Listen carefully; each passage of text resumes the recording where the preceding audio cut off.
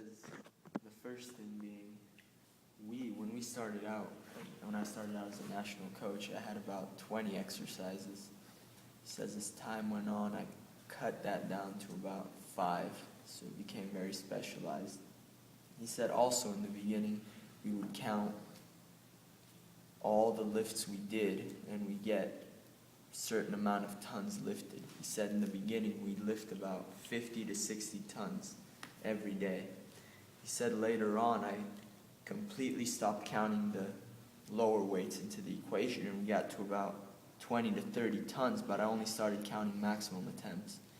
We increased the amount of maximum attempts and only started paying attention to them, since we found out that those lower attempts didn't really do anything strength-wise.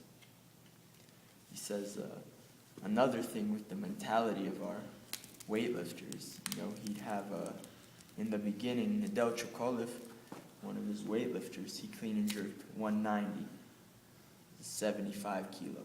Later on, you had Yanko Rusev, who also clean and jerked 190 as a 69, and then you had Naim Suleimanglu, who also did 190 at 60 kilos. And he said the main difference between them is when Kolev, who was 75 kilos, he'd go maximum at a competition, and then he'd drop down. He'd have this period where he'd drop down to as much as 140, and he'd have this period where he was lifting lighter weights. The same with Yanko Rusev, except he'd usually drop down to as low as 170. So he'd always be between 170 and 190 at trainings. Where he says with Naim in the 80s, Naim would never drop down below 180 on any given day. He could clean and jerk between 180 and 190. So he was always going maximum. And that's why they all achieved the same results. Naim was lighter than both of them. He was much stronger than both of them. But for America to go up to being a high level in weightlifting, they need to provide funding. Their lifters need to be able to train all day long professionally.